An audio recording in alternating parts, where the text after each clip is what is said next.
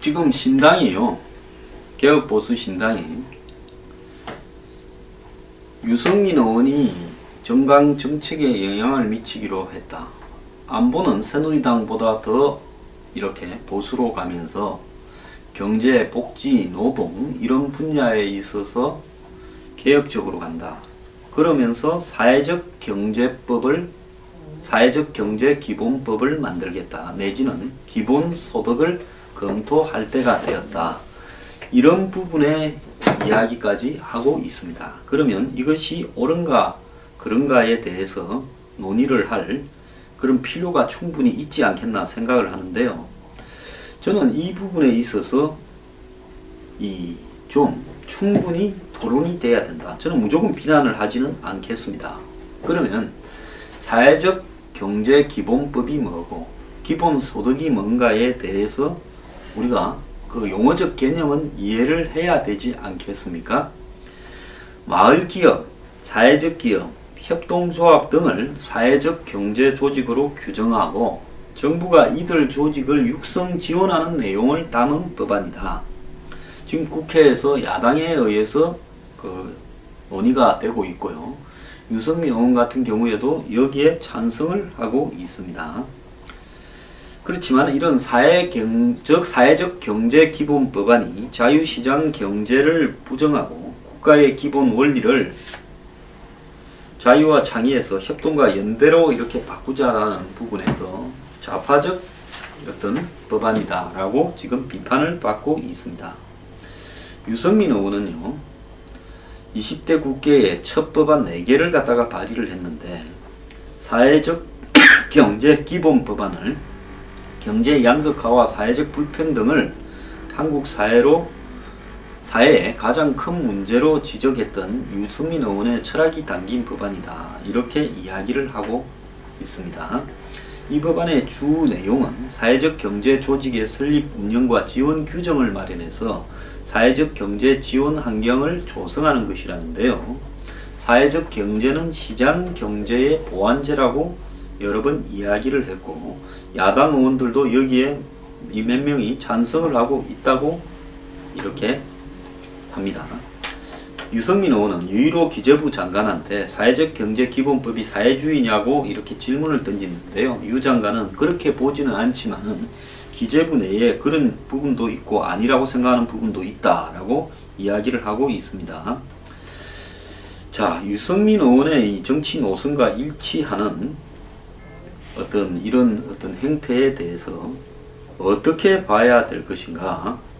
이런 부분에서 저는 이 부분에 대해서 좀 깊은 고민이 있어야 된다라고 생각을 합니다.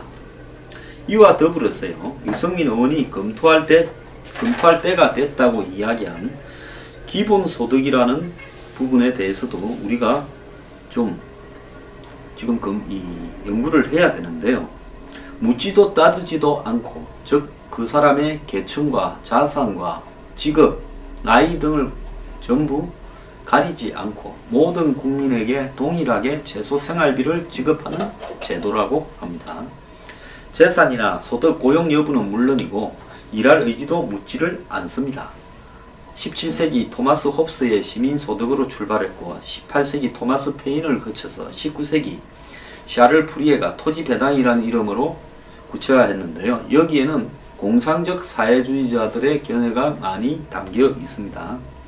작년에 노벨 경제학상을 수상했던 불평등에 관한 연구의 자로서 권위가 높은 앵거스 비턴도 적극 지지자 중에 한 명입니다.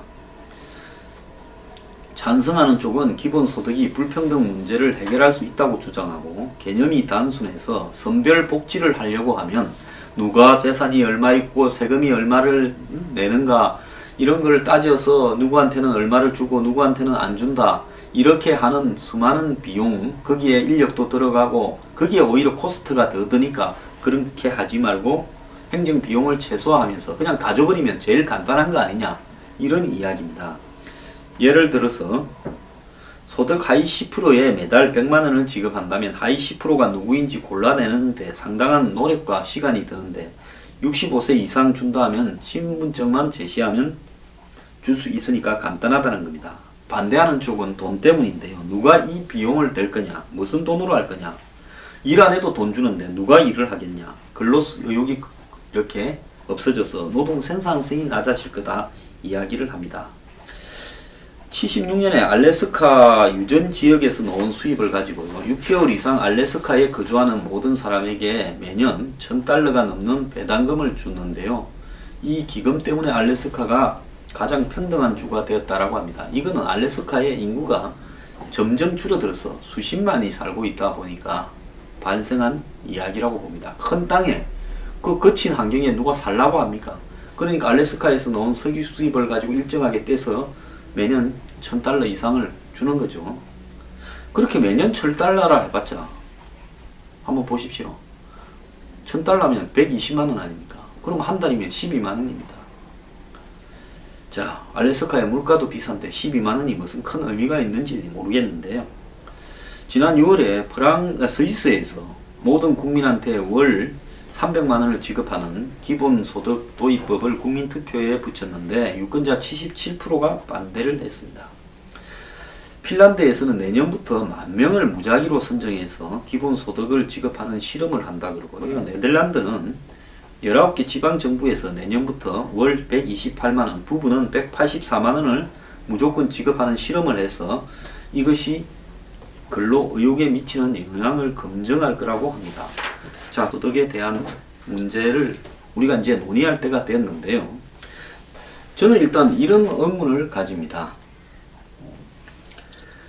우리가 협동조합이 필요하죠. 사회적 기업이라는 부분이요.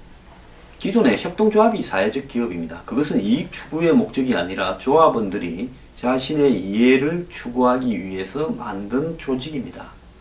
그런데 최근에 사회적 기업이라고 해서 노숙자분들이라든지 또 어려운 환경에 있는 사람들한테 기업을 만들게 해서 그 기업이 돌아가면서 이제 여러 가지로 그 고용을 창출하고 거기에 속해 있는 사람들이 일자리를 안정적으로 확보한다라는 부분인데요.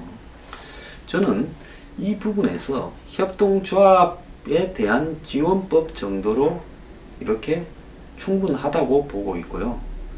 실제로 협동조합에는 지금의 기업에 이렇게 요구되지 않는 다양한 형태의 실험들이 자생적으로 많이 전개되고 있습니다. 그런데 기업의 영역이라는 것은 자본주의 사회에서 이익 추구를 목적으로 서로 무한 경쟁을 이렇게 일정한 룰을 지키면서 하는 부분인데요.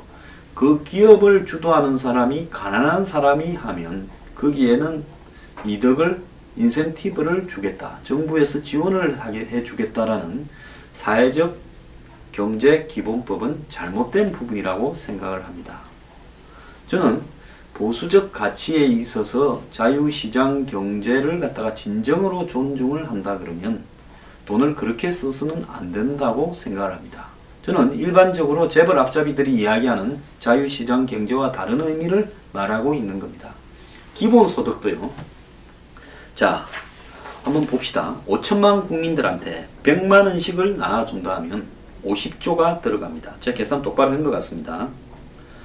자, 10원씩 주면 5억, 100원씩 주면 50억, 1000원씩 주면 500억, 만원씩 주면 5천억, 10만원씩 주면 5조, 그러면 100만원씩 주면 50조입니다.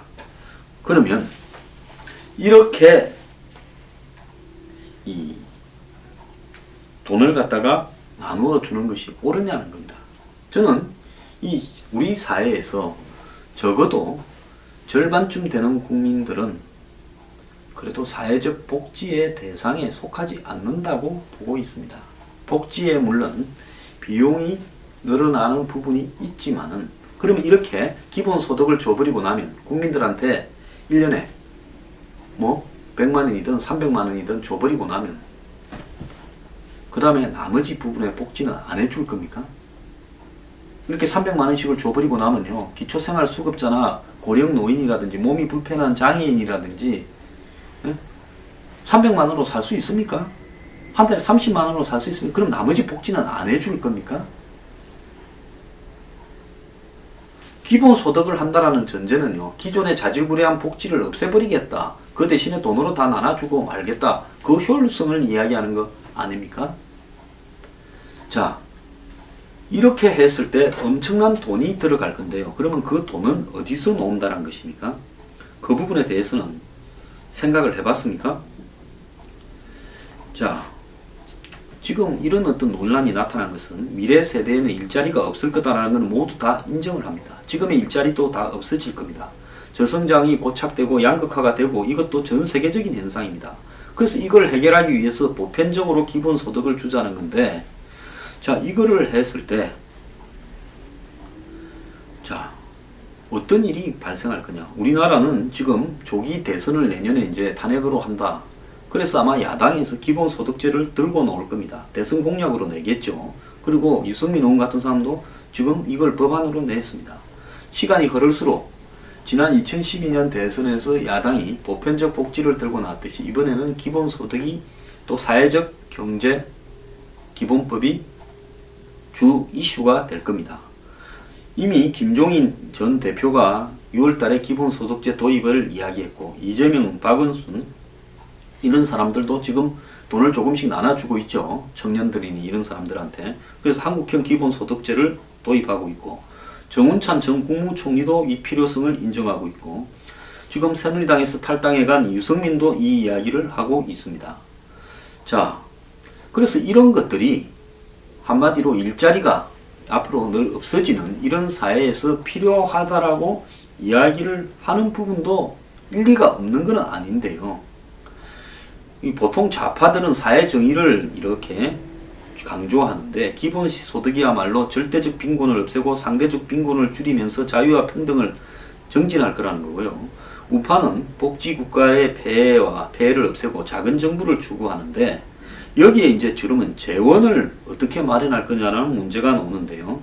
좌파 쪽은 스위스에서도 77%가 반대한 부분에서 248조가 더 추가로 필요하다는 겁니다. 기존의 스위스 정부의 지출보다요.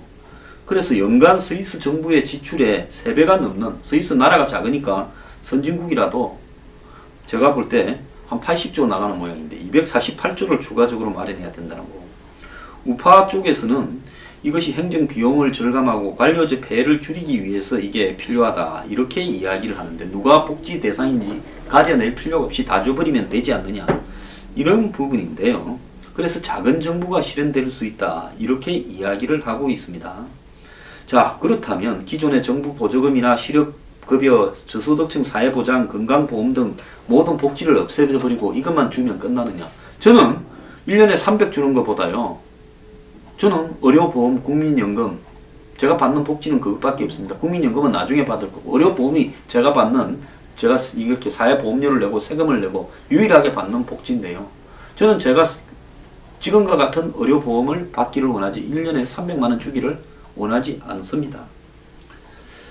자, 유럽에서는 기본소득에 가장 핀란드가 적극성을 보이고 있는데요. 여기에서 사실은 이런 기본소득을 하면서 기존의 복지 시스템을 같이 갖고 갈 수는 없다는 겁니다. 그러면 국민연금, 한국 같으면 고용보험, 산재보험, 건강보험 등 이런 걸 전면적으로 없애야 될 건데, 거기에 따르는 얼마나 많은 비용과 연구비용과 논란, 이런 사회적 코스트가 커질 건가 생각을 하면요, 이 기본소득이 간단하다라고 이야기해서는 안 된다는 겁니다.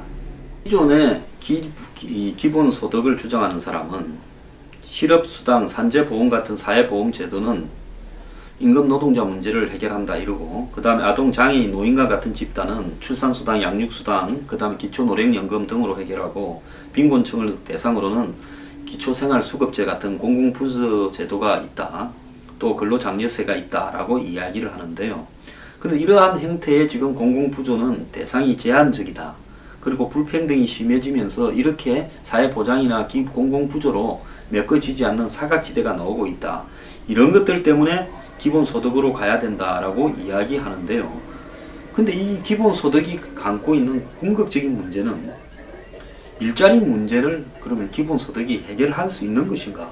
그러면 이 기본소득 제도를 도입해서 만약에 월 135만 원을 지급한다면 일부에서 주장하는 것처럼 누가 일을 할 것인가? 자, 한국이 조세 부담률이 17%라서 OECD 현국 같은데 최하인데, OECD 평균이 34%까지 늘리게 되면, 또 토지세나 정권 양도소득세 등을 늘리면 이게 해결이 된다 이렇게 말을 하는 사람이 있는데요. 저는 한국에서 지금 세금이 2배가 늘어나면 감당해낼 국민들이 있겠느냐. 그야말로 상류층 한국사회의 지도층이자 지배층이 이걸 감당을 하겠느냐. 그들에게 집중돼서 세금이 가지 없는 사람은 세금 냅니까? 지금도 국민의 절반이 세금을 잘 안 내고 있습니다. 지금 제도의 틀 안에서요. 그렇다면 이 문제는 이렇게 해결하는 것이 저는 아니라고 생각합니다. 저는 어떻게 생각하냐고요?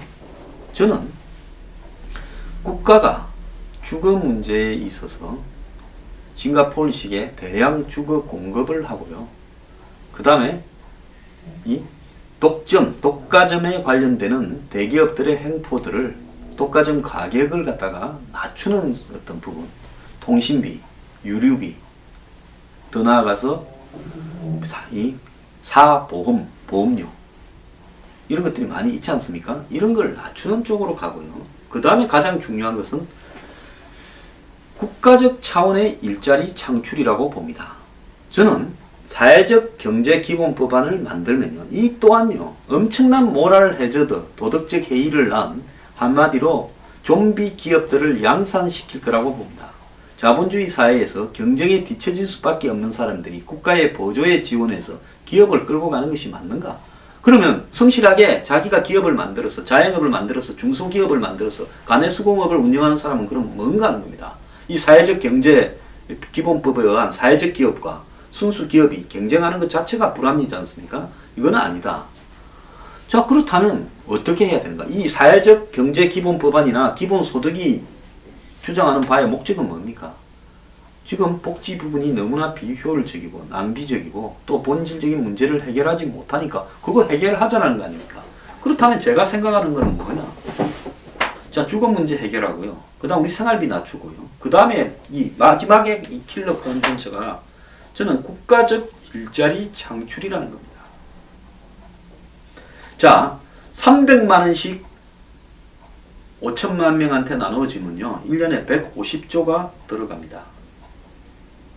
만약에 우리나라 국민들이요 이 900만원씩을 받게 되면 정부 예산이 하나도 없어집니다. 900만원 못 받죠. 한 800만원 받게 될 겁니다. 800만원씩 나눠 가지면요 정부 예산 400조는 없어져 버립니다.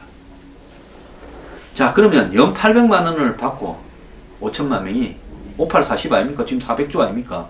연 800만원씩을 받고 정부는 없어지는 것이 좋은 겁니까? 저는 그렇게 보질 않습니다. 국가가 나서서요 일자리를 창출해 갈 수밖에 없는 시대가 왔다고 봅니다. 그것은 개인이 사회적 기업이라는 걸 만들고 거기에 지원을 해주는 부분 속에서 지금까지 우리가요 이런 어떤 지자체나 일부 야권이 운영하는 이 부분에서 기생하는, 지난번에 안 봤습니까? 통진당 사태 때 사회적 기업에 경기도 곳곳에 지자체에 얼마나 진출해 있는가. 심지어 뭐 환경미화 청소회사까지도 하지 않았습니까? 이런요 부패 서로 간에 선거 때 사퇴해주고 그것 따내고 이런 캥태로 전부 갈 겁니다. 저는 그런 거 안 된다고 보고 있고요. 기본적으로는 사회적 경제 기본법 필요 없고 기본소득 필요 없고 이제 일자리는 기업이 해결하는 데는 한계가 있는 시대가 왔습니다.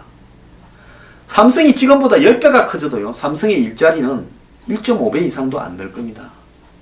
그렇기 때문에 삼성이 살아서 국민이 사는 시대는 끝난 겁니다. 삼성뿐만 아니라 모든 대기업들이 그런 겁니다. 그 사람들을 욕할 필요가 없는 거예요. 그런 시대가 된 거예요. 그럼 이 사람들이 지금까지 누리던 한국 사회에 특혜는 없어야 됩니다. 공정하게 경쟁하고 불법을 저지르면 깜빵에 가야죠. 그럼 어떻게 해야 되냐? 제가 생각하는 부분은 궁극적으로 국가가 교육, 문화예술, 또 의료, 복지 이런 부분에서 150점은요. 연봉 2,500만 원을 받는 사람 600만 명을 취업을 시킬 수 있습니다.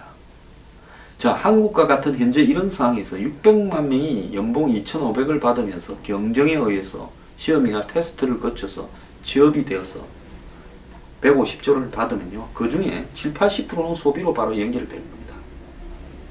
저는 사회적 경제 기본 법안이나 기본소득을 이런 주장 때려치우고요. 그 다음에 작은 정부를 지향한다. 이제는 작은 정부가 되면요. 거의 대다수의 국민들이 굶어 죽을 겁니다. 이제는 제2의 케인즈, 제2의 뉴딜 정책이 필요해서 국가적 차원에서 한마디로 다양한 분야에 일자리를 창출해서 끌고 가야 되고 그 일자리가 부가가치도 창조해내고 기존의 비효율적인 부가가치를 극복하게 만들고 그리고 거기에 국가 예산에 적어도 3분의 1 이상이 투입돼야 된다는 겁니다. 제가 생각할 때 100조가 훨씬 넘는 돈들이 낭비로 부패로 사라지고 있습니다. 부패를 척결하고 불효불급한 부분에서의 사회적 인프라를 축소시키면서 주거를 공급하고 더 나아가서 개인의 생활 비용을 낮추고 독과점을 단속함으로써 그러면서 600만 명에게 2,500만 원짜리 일자리를 창출해 주는 것. 600만 명이 일자리가 해결되면요. 한국의 자영업자들이 확 줄어서 자영업자들 경쟁도 완화되어서 살만할 거고요. 지금 실업자청이 대다수가 해결이 될 수 있습니다. 그렇게 가야 되는 것이 저는 맞다. 즉 특혜 시비와 공정 경쟁을 갖다가 흐리게 하는 사회적 경제 기본법안 반대한다. 더 나아가서 기본소득제도 한국이 지금 세금을 2배 올리려면 한국은 문 닫게 될 겁니다. 불가능한 이야기 하지 말고요. 복지 대상은 극소수로 한정을 해서 필요한 사람들에게만 주고 그 사람들도 일을 해야 됩니다. 모든 복지는 일과 더불어서 그들에게 근로를 장려하는 한마디로 뺏어가는 세금이 아니라 역세금. 정부에서 일하는 사람에게는 돈을 더 준다. 당신이 일하는 가치는 지금으로 보면 최저임금 수준이 130, 40만 원밖에 안 되더라도 당신이 일을 성실하게 정해진 만큼 한다면 당신에게는 연봉 2,500을 주겠다. 자, 그러면 어렵더라도 청년들이 부부간에 5천만 원을 받으면서 연봉 둘이 합산하면요 살아갈 수 있습니다. 이런 방식으로 가야 된다는 것이 제 생각입니다. 기본소득 주장하는 분들, 사회적 경제 기본법안 주장하시는 분들, 저하고 토론 좀 합시다. 제가 가지고 있는 이것이 낫다고 봅니까? 당신들이 주장하는 비현실적인 그 방안이 낫다고 봅니까? 모든 것이 다 재원을 갖다가 필요로 하는데요. 그 재원을 어떻게 쓰는 것이 훨씬 더 효율적이고 한마디로 이 자유시장 경제에 맞는가? 국가적 일자리가요? 틀렸다. 아니라고 봅니다. 기업이 감당을 하지 못하고 자영업자들이 되어서도 다 망해가는 상황에서 일자리를 창출할 데가 어디 있습니까? 국가밖에 없다라는 부분입니다. 국가 예산의 3분의 1 이상을 일자리 창출에 투입한다. 그것이 제 생각입니다. 이 부분은요 충분히 지금 올 대선에서 논쟁이 돼야 될 문제라 봅니다.